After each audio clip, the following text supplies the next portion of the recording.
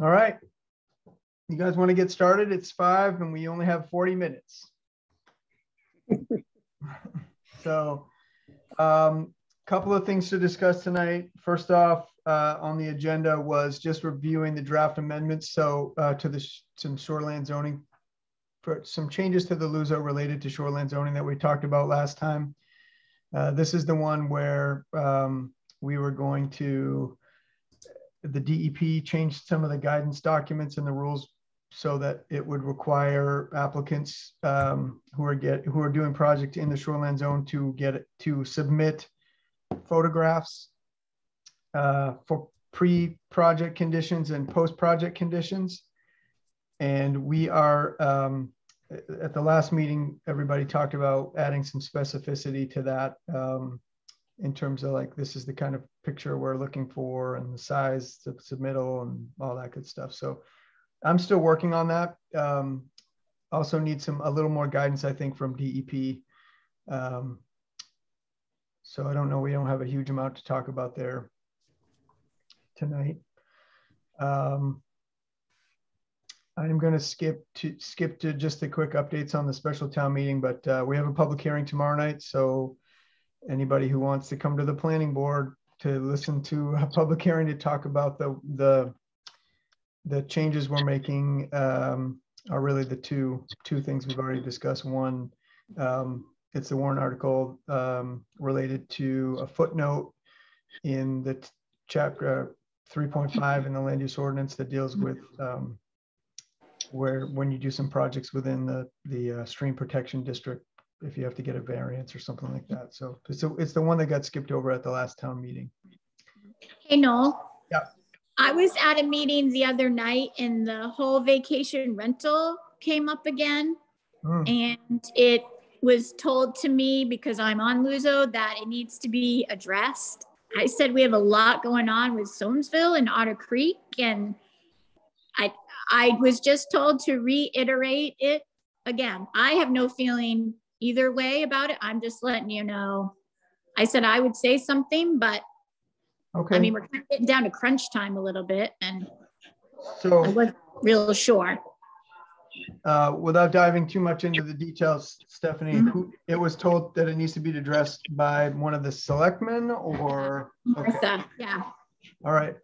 Yep. And I would say we are planning on addressing it and in the way that we have already talked about. So Derlin, I didn't get added to the schedule for the board meeting tonight. Okay. But, we're definitely going to follow up. Okay. Yep. We'll go from there. I don't know what else to say. That's kind of what I said. I said, we've been Soamesville, Otter Creek. These guys have been put on the back burner for so long, and we're trying to still get to them and some other things. And she just, I guess, wasn't happy with that answer. I don't know. So no, I would say to everybody who's here, it's been on our list. We've been discussing it. We're working on, moving forward with analyzing what the issues are and what the town might need to do in relation to vacation rentals, if anything. Yep, sounds good. But we can pretty safely say it's not going to be on this year's town meeting warrant. More than likely, yes. Okay, yep. I mean, it's easier just to go ahead and say that than to have anybody expect that something's going to appear. Right. Yep. The process of identifying what the issues are that we want to try to address first, then figuring out then proposing the solutions to those issues. That's what we're looking at right now. Okay. But I'll be meeting with them at some point to go over all this. So. Okay. All right. There's a few other things on the list. In terms, so the other thing on the special town meeting is clarifying lot access. I think the language that we reviewed last time is the language that we're going to be talking about tomorrow night. So nothing's changed. And a couple other things that we need some discussion on, and I don't have actual language yet, but there's been some questions that Kim has had related to the provision in the ordinance under 6B11 for accessory dwelling units, and just in terms of clarifying, you know, how many accessory dwelling units are allowed per lot and that kind of thing. And if we all recall, the provision and the rules that we came up with were really to allow one accessory dwelling unit per lot. And that's it. If you have, say, a 10-acre lot and you could fit 3 dwelling units on the lot, you wouldn't get 2 accessory dwelling units in one regular, and that's just really just 3 lots, 3 houses, 3 structures. So you have to still meet the dimensional standards for every unit. And it's really 1 accessory dwelling unit. That was the intent. Unless anybody disagrees, we're going to just try to work on some clarifying language to make that crystal clear. That's the provision. Is that all right?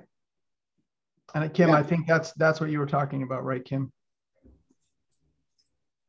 Yes, and this isn't the first time this has come up. But yes, the intent was if your lot met the minimum lot size or lot area for the zoning district that the property is in, we allowed you to have a singular accessory residential dwelling unit, and then we capped the size of that in relation to the principal building. Noah's example that he just mentioned was, I have somebody that's looking to buy potentially 10 acres, and they want to have 5 houses and then 5 accessory dwelling units. And that's not what the intent was. Is that for a family, or are they going to just rent them out?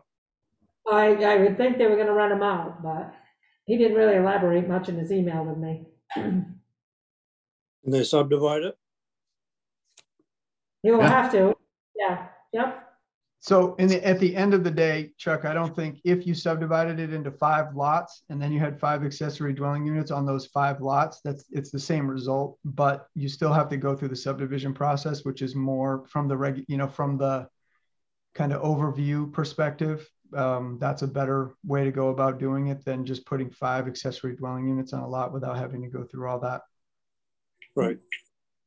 I don't think that was the intent we had back then. Right. No. So I need to kind of look at that a little bit, and this is what happens often enough, that we do something and then have to tweak it because people interpret it slightly differently than what was the intent. So isn't that always the case? Most of the time, yeah. Yep. It's good. That's why it's a living document. That's why we keep making changes. That's why we keep meeting. Yep. So there's that one. The next one I've got to work on is another clarifying, or more of a, I think this is a clarifying change too, but worth a discussion. And Kim, you can jump in if I explain this also. But we need to add some clarifying language that would say that if you have a non-conforming lot and you want to make some modifications to that lot, say you want to add some lot area to that lot, and it increases the lot size, but it would still be non-conforming, that you can do that without negating your grandfathered status as a non-conforming lot. So we want to allow people potentially the opportunity to make their lots bigger without even modifying a lot line. I guess would be something we need to add some clarification in our ordinance to allow that to happen. Kim. Yeah. The planning board manual that's put out by MMA, there's a section in there that I was not aware of that it questions whether adding acreage to a legal non-conforming lot of record would take the lot out of its non-conforming status, because by adding some acreage, even though you're not bringing the lot area up to its current zoning requirement, does that mean the neighbor, if they want to if somebody wants to buy acreage from their neighbor, does that negate, like Noel said, the non-conforming status? And I think anything to improve a lot, to make it more conforming, hence, it's not making it conforming to the current zoning, I think that should be allowed. I get asked this all the time. And currently the stance is, if you have a lawful pre-existing non-conforming lot of record recorded as X, you can't change it to Y because of the way the definition and the non-conforming lot section reads. So I think this would be, helpful to people, for lot coverage purposes too. That comes across quite a bit of an issue. But I think it would be something, trying to bring a lot more conforming is better than less non-conforming. And that's kind of what I was recommending this. Yeah, the language will obviously be geared around making things more or less non-conforming and not more non-conforming. So that's pretty, I haven't even had a chance to think about that one yet, but it'll happen. We're going to work on that. So there's another one to add to the list. Lastly, and I'm going to share the screen on this one. We get a request from a property owner to consider recommending a rezone on Long Pond. And I'm going to share the map at some point here.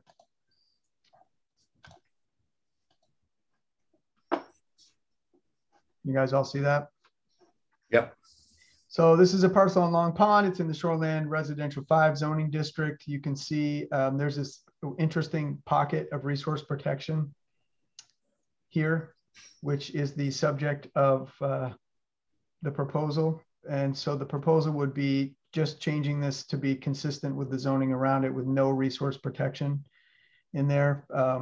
They've had Roger St. Amand and do a bunch of on-site investigations, which I can share some of this. I can share this with everybody after tonight. But he went down through the criteria for what makes a resource protection district, and also discussed this all with the DEP. And I think the conclusion is this area that we saw on the map doesn't actually fall within the category that would qualify as a resource protection district. And are they asking to have it become one, or are they trying to remove that? They want to remove that from resource protection. Do you know why it was added in the beginning? Couldn't tell you. I think there's this, I don't know. I really don't. I actually asked that question. I said, is there any evidence as to why it was resource protection to begin with? I can tell you that. What? It was added because when we did our updating on our shoreland zoning, with our maps, the town of Mount Desert had no resource protection district on any of the maps within the town of Mount Desert. And when we met with the DEP representative, Kyle and I, we met, she looked at all our maps, and we looked at our, we looked at the resource protection district criteria, and she pointed out a lot of these areas. And it's not a matter of having to meet all of the 4 or 5 criteria. If you meet one, you become classified as resource protection. This one was specific to the topography, because it's got more than a 20% slope. And then also Long Pond at the time was floodplain designated. And it kind of is still now, but so because it met that criteria, because I spoke to Dawn Hurd, DEP, she said it had to be resource protected. Hence the reason why this person is asking to have it removed. Also, the lot is vacant. That too played a part as far as determining resource protection. There was something had to do with the distance for development on other lots within a certain distance. And so that was the reason why that area was designated resource protection. But the lots on either side look like they have pretty much the same slope.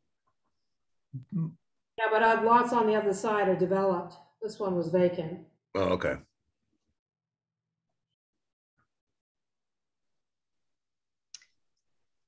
Well, didn't Roger meet with DEP? I mean, we can get him to come in here and talk about it also, but I thought he met with DEP, Kim, and they determined that it doesn't meet the criteria. Maybe I'm wrong. Does that have to go before the town meeting to get it taken out of it? Yes. Where's that on Long Pond?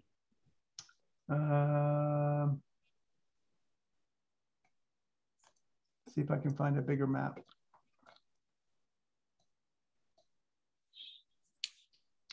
So it's right, I see it right there. Yeah. Okay. Yep. In 2 different lots, right? On this map, it looks like they're on 2 different lots.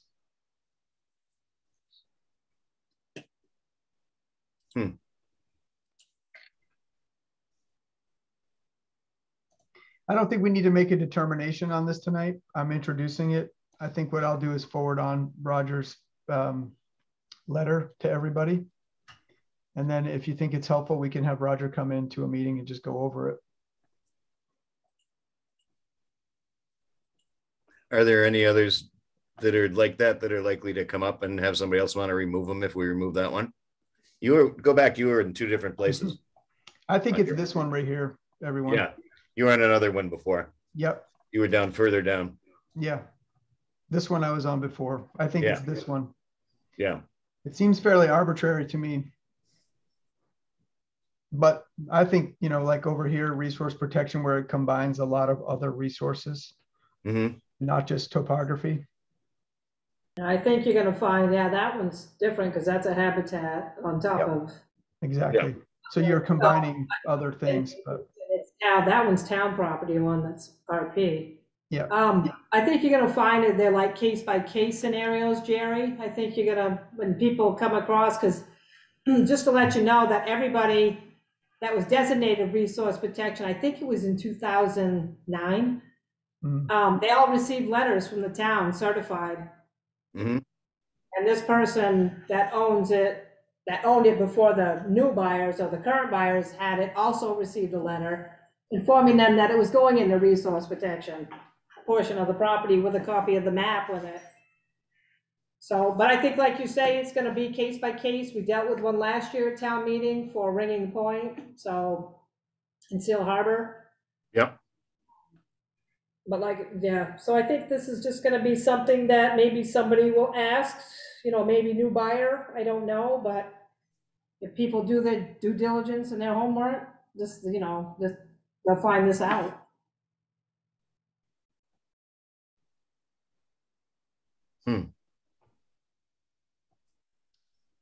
do you want me to see if Roger can come to our next meeting so we can iron it out? Why don't we read what he wrote first? Okay. I'll send it around. Yeah, we may not need to make him come in. Okay. That's my opinion. Does he have anything from DEP that agreed with this? Kim, I thought he did, and I thought when I talked to him, he said he had already met with Don, and I'm just going to go through it real quick and see what if I have anything. But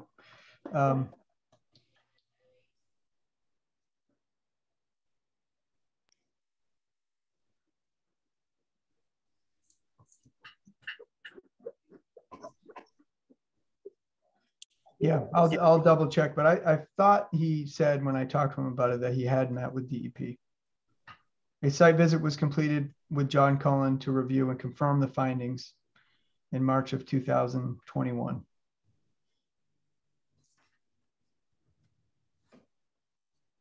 You know, John is really good and all, but he's ARPA, he's not land zoning. So I think as long as Roger met with Don and Don's okay with it on DEP's end, then the town should be okay with it. It's their rules. Well, I would say it's their guidelines, and as a town, yes, if they agree to it, I think that's really helpful to understand, like, yes, this does not appear to meet our criteria for resource protection, but that doesn't necessarily mean that the town couldn't say, well, it meets our criteria. We should find out why it was put in there. However, Yeah. when I look, when you look at the map and all the context around it, if it's really just topography and surrounding development, what is it that you're actually protecting? Why does it need to be zoned resource protection? So I think those are my questions. Yeah, well, I think, like I said, when it was put in, but a lot more development, development was there in that area, around that lot. But like I said, I do have a copy of the letter that was sent to the previous owners, and I do recall holding public hearings on this. And I don't recall anybody questioning the resource protection at all. And there was quite a few letters sent out. Yep, I don't think we need to question the process that happened last time, whether or not it's right or wrong. The last time around, it's more of a, here's what they're asking, here's why it doesn't meet the standards. Do we think we should ask the town whether or not they want to change the map or not?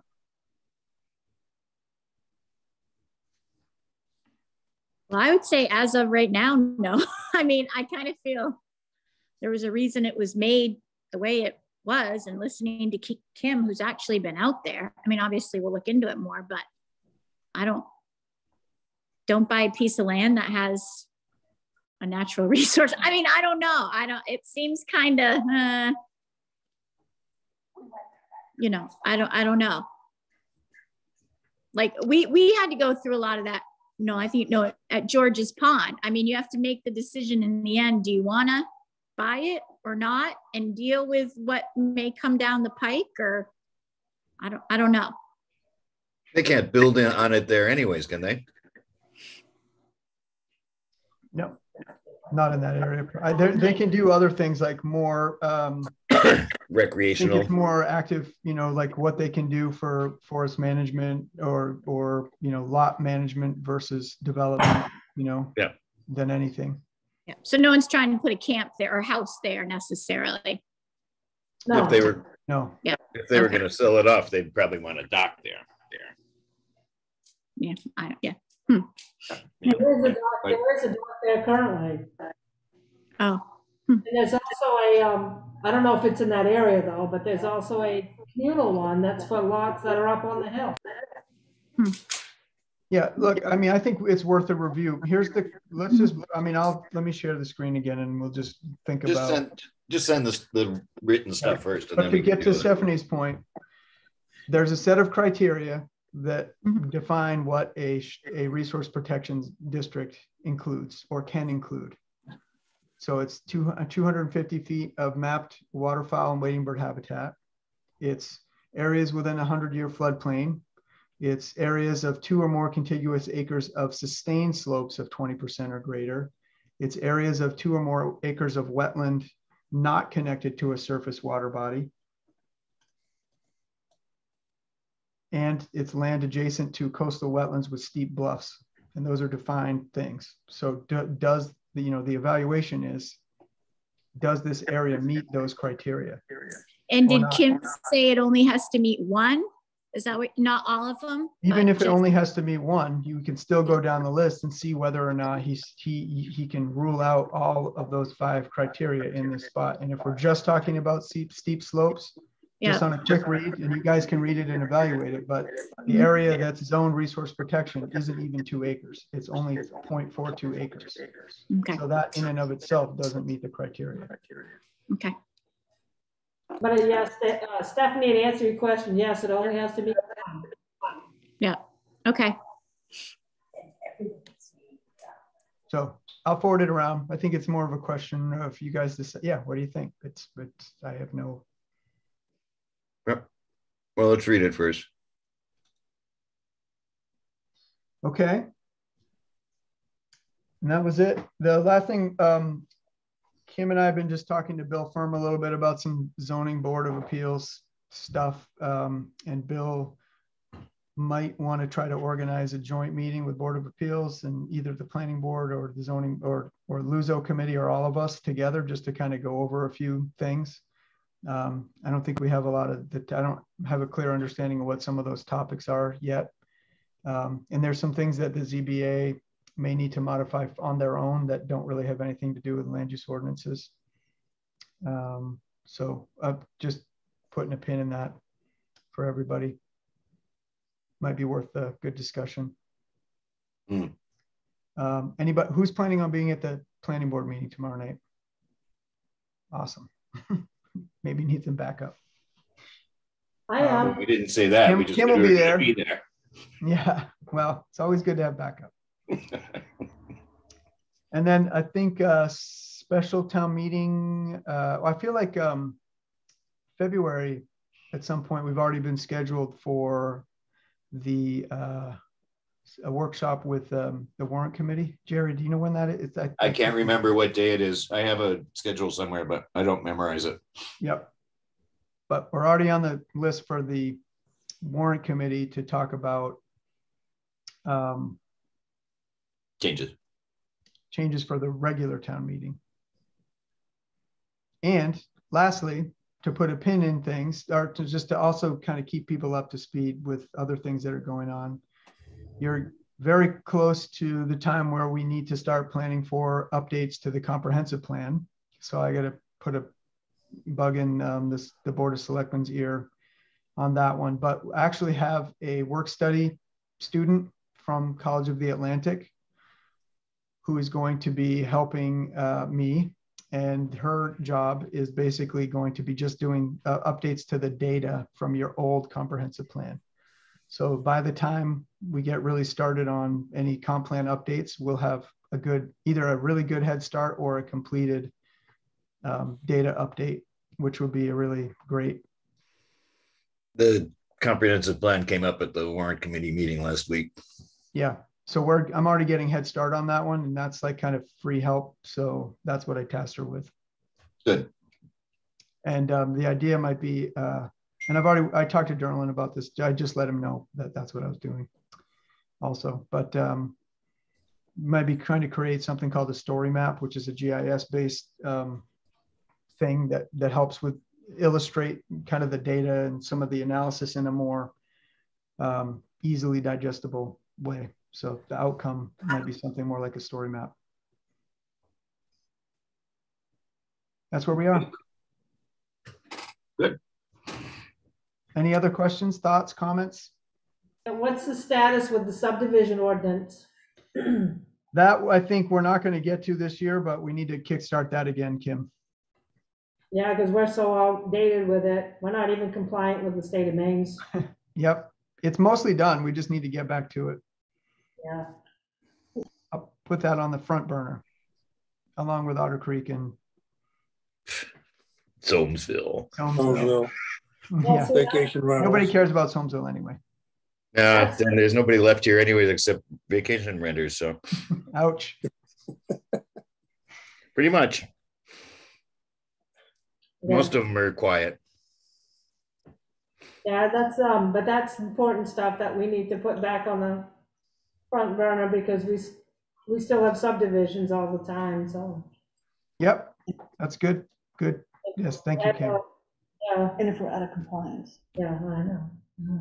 You know, and the Otter Creek stuff, I don't know what the thought still is on that and Soamesville, but that's My stuff that's been thought- up for years.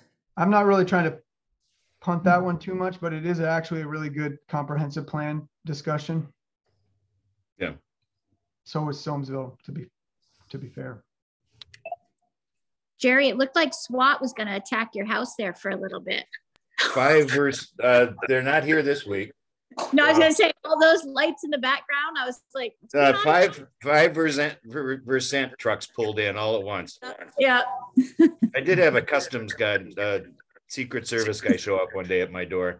Oh, there you go.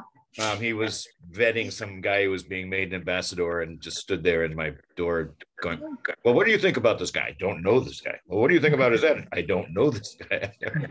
Oh, Nice. gosh. But I didn't have anything to feel guilty about with the Secret Service. So. No, good. Perfect. Okay, All right. good to go. We'll go on to the next meeting. Thanks, Awesome. Noel. Thank you. So, yeah. Time is up.